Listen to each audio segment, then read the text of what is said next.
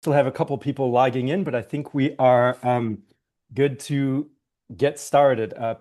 My name is Andreas Baim. I'm your friendly host for today. I mainly co-host events like this together with Ellie Spain, but she is not here today, so I'm your host for the day. And then your instructor for the day is none other than Dan Paff, who's going to share his knowledge and expertise in the realm of movement, assessing movement problems, and kind of what he looks for.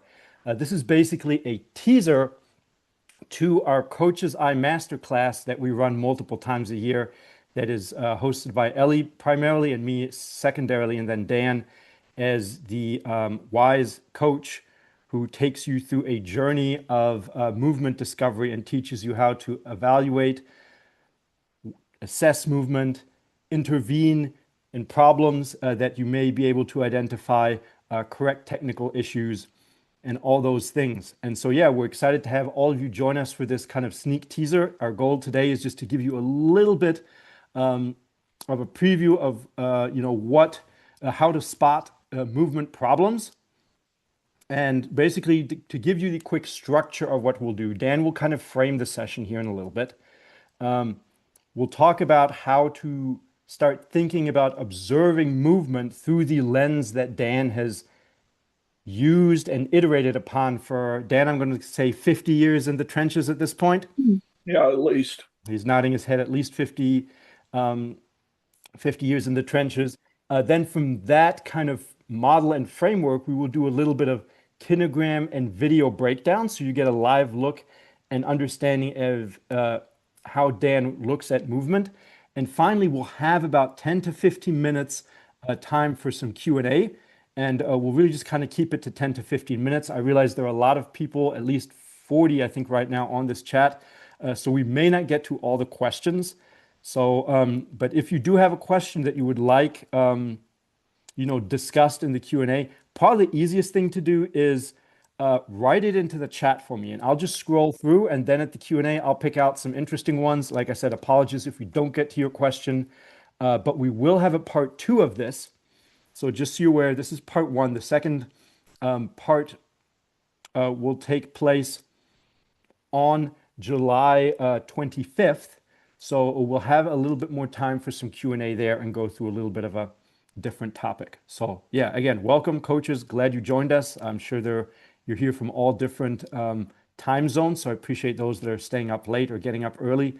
And with that, Dan, I'm going to turn it over to you to just kind of frame the session a little bit and really just talk us through why developing an eye for movement is, such a critical skill. Yeah. Well, first of all, I'll give credit where credit is due. My main mentor was Tom Tellez, who was a pioneer in using video and film and photo sequences, which we now call kinograms. So hats off to him and how he developed my eye in the years that I spent with him. I don't think there's a better applied biomechanist out there than Coach T, and I'm indebted to him for my career. I'm kind of a barnyard biomechanist, so if there's any pure biomechanists, call apologies with some of the terms that I may use or my outlook. And as Andreas said, this is based on my experience of 53 years coaching and probably another 5 or 6 years as an athlete before that. I get asked all the time, about effective versus efficient movement. And my take is a person can be effective with poor movement, but that effective movement over time is a time bomb that may explode in terms of a performance ceiling or acute or chronic injury development. So I'm biased on this call. I think there is a technical model for running and change in direction and deceleration. Yeah, there's bandwidths to that model. There's tolerances for that. Like a younger athlete would have a lot wider bandwidth than, say, a 38-year-old cornerback in the NFL. So keep in mind as we talk, a lot of these metrics and ideas and positions are based on a technical model, but there is some bandwidth allowance in that. So, how do I start? And I coach a lot of people, whether it's therapists or S&C coaches, or performance or sport coaches, on how to come up with what we call kind of a coach's eye format. So, hopefully, this shares. So, kind of the goal as we go through our coach's eye courses is to improve people's ability to see movement in real time. Probably we start out with stop action. So we video, maybe we take screenshots of the video, we develop kinograms or whatnot, and identify these key positions, these key joint angles, segmental movements, and things of that nature. And then eventually we can go to where we can do it at half speed or three-quarters speed. I look at video a lot in reverse. And the reason I do that is my brain is biased to analyzing things forward all the time. And a lot of times, if you'll run a video in reverse, you'll see things that you haven't picked up looking at it forward. And then lastly, I think it's super important that we view motion from a variety of perspectives. You know, are you getting a frontal view, a rear view, a panning view, and maybe, if possible, an axial or an above view? So those are kind of the landmark ideas on that. And we start out with what we call a flow chart or a checklist, if you will. And so this is kind of how my brain works when I'm watching a person warm up or do a sporting activity, whether it's in a game or in a practice, or they're doing a run, or it's a race, and I'm analyzing video, or it's a return to play project where the athlete's coming off a severe injury or a surgery or some time off. So the first thing that I look at when I study motion is what we call postures. And I think most people on this call can see postures in real time. You know, is the athlete excessively leaning forward? Are they excessively leaning backwards? Is there asymmetry to the lateral leaning? So when athletes run, there's a lateral listening to the support side. And is there some asymmetry to those lateral listenings? And these postures occur at key moments in gait. So at touchdown, at toe off, and mid flight. So are these postures appropriate for that phase of the gait cycle, whether it's change in direction, deceleration, acceleration, upright sprinting, middle distance running, marathon running, at whatever tempo? Are these postures appropriate? Are they close to a technical model of the world's best?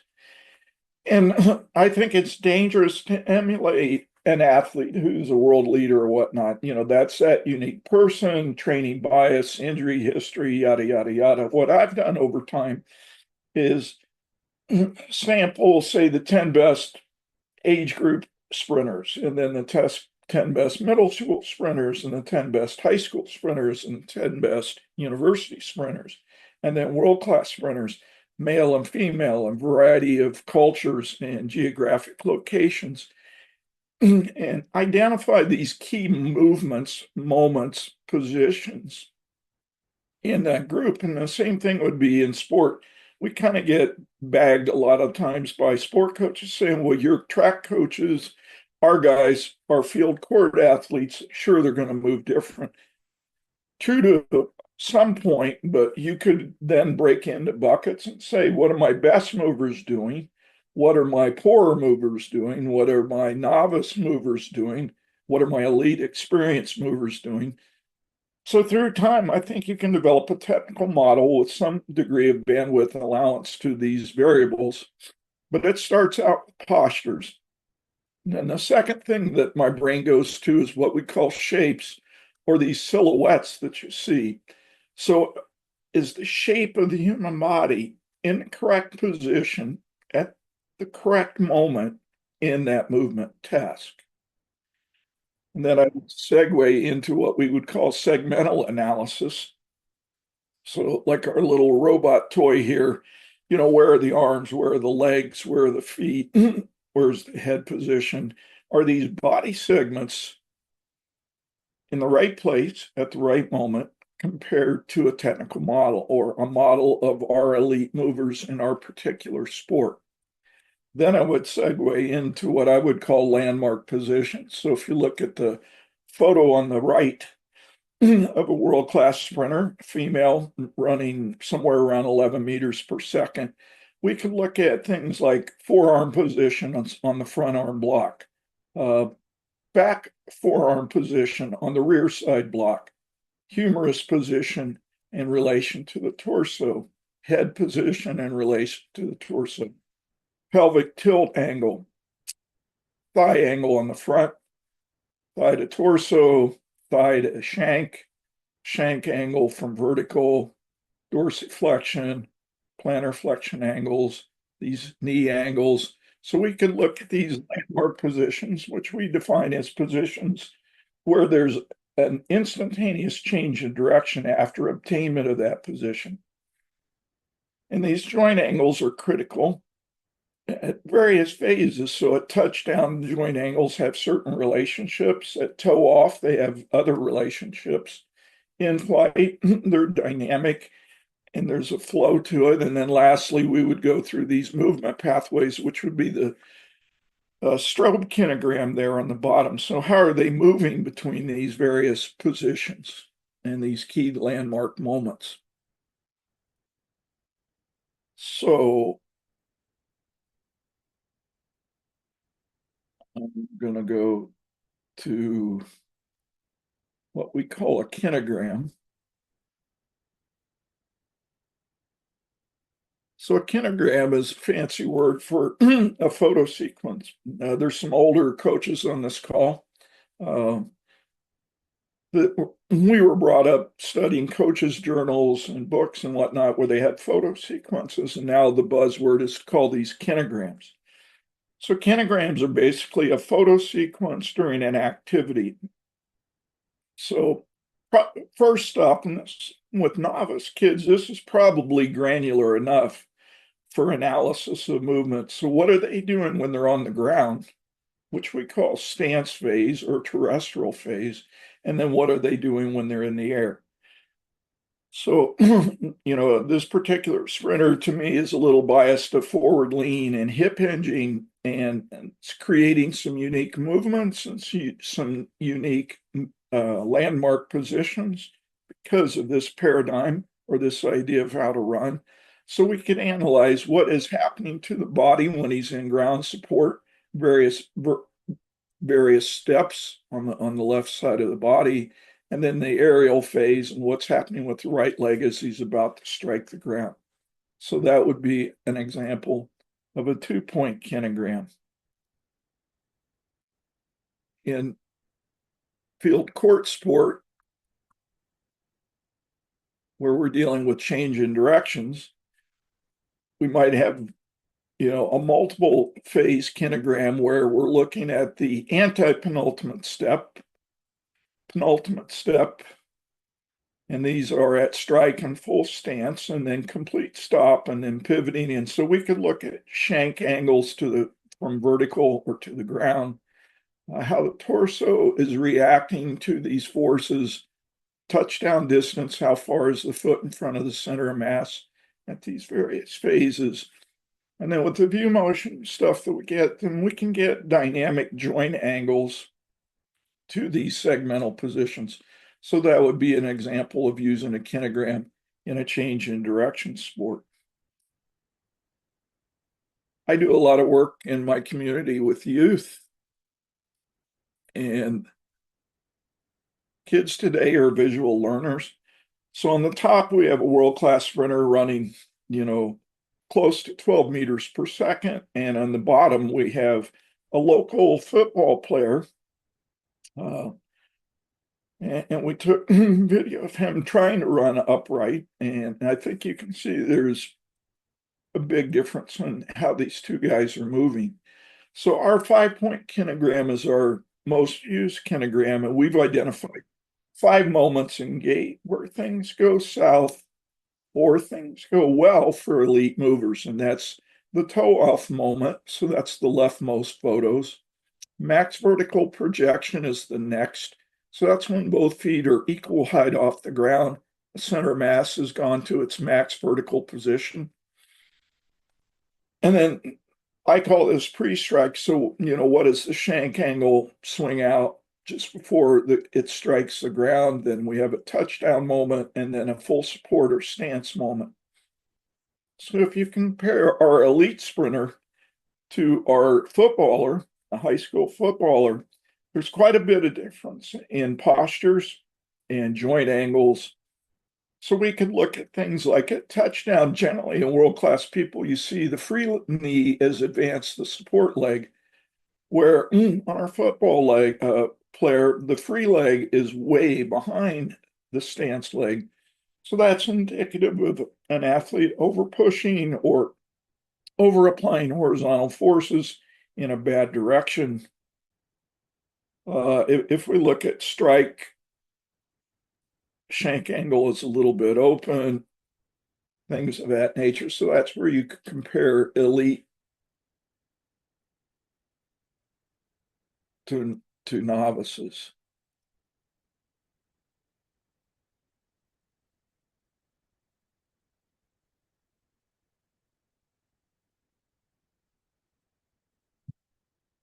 So you could make silhouettes or shadowgrams.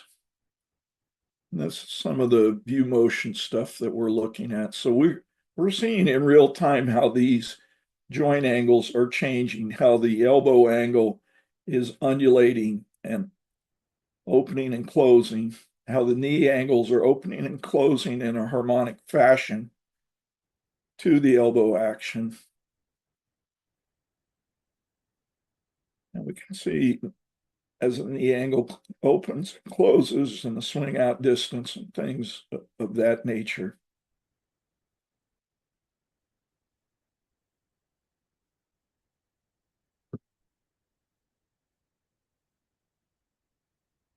One of our, so we use these video reviews and coach's eye as an assessment tool. So how many times have we had an athlete where they've had an injury and the medical team gives them a green light and the S&C coach gives them a green light and they come to us in our sport and then they get re-injured or they're not able to execute?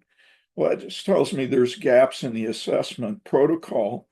And so movement assessment is a big part of what we do at Altus. So here's a frontal view, and I want to really hone in on what's happening to what we call the transverse shoulder axis. So this line through the shoulders is the transverse shoulder axis. And this line through the pelvis is called the transverse pelvic axis. So if you watch this athlete running towards us, you'll notice that the hip axis undulates, meaning it goes up and down and it oscillates in a pretty harmonic fashion. But the shoulder axis is not undulating or oscillating nearly as much as the pelvic axis. And you'll also notice that there's a bias to lateral listing to his right, so that shoulder axis tilts and dumps to his right. And we talk about a lot about the spinal engine. So if we watch the purple line through the torso, we can see how the spine is reacting to these various phases of gait. And we could also look at foot axis position. So if you notice, as he strikes the ground, the foot axis is relatively externally rotated and there's a lot of medial ankle collapse. On the left side, not as much and not as extreme. So there's an asymmetry. And if we look at the Q angle of the leg at support in the blue versus support on that, so we see different Q angles of the lower extremity. And if we watch hand action, we can see the left hand goes back, swings back like a pendulum. The arm extends as it passes the body, blocks behind the athlete. But on the right side, there's a flare. The arm swings out and away from the body. So this would be an example of studying axes and body segments in a frontal position. So fast people, when they run,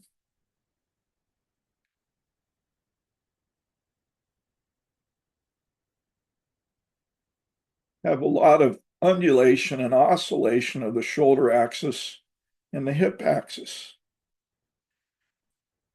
And it would be hard to see these undulations if you're standing on the side. So this is why we're always encouraging people to have a variety of perspectives. So hopefully you can see that that shoulder axis has an oscillation value and an undulation value that's commensurate to that we're seeing in the pelvic region.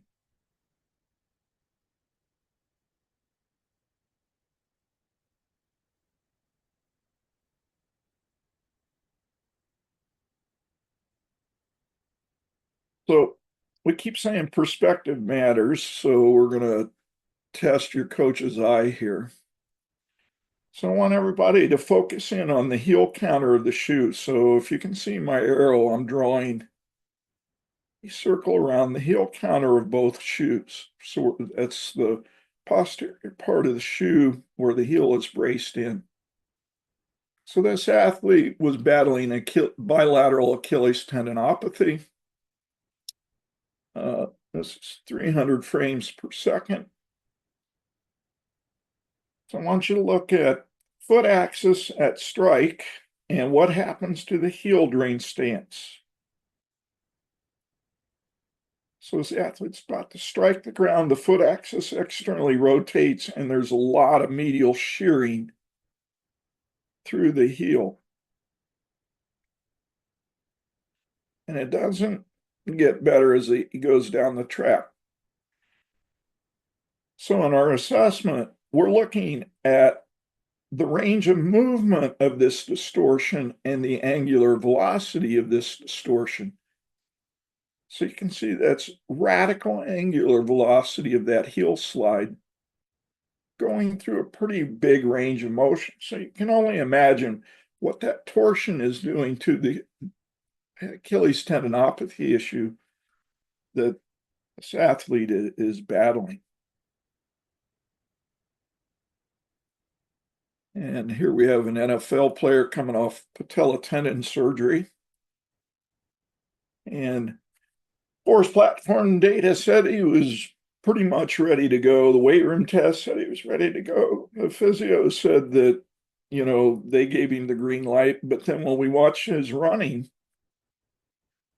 the surgery was on the left side of the body.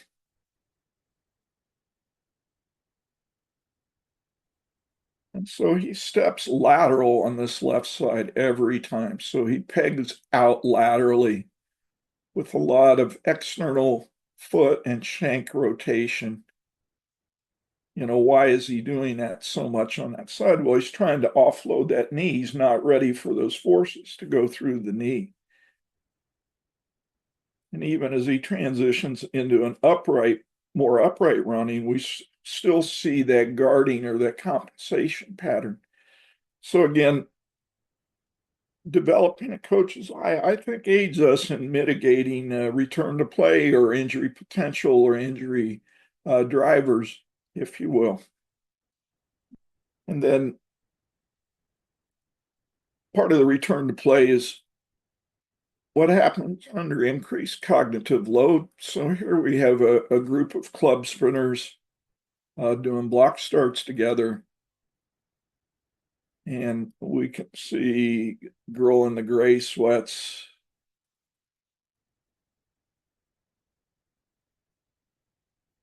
Big external foot rotation on the right compared to the left.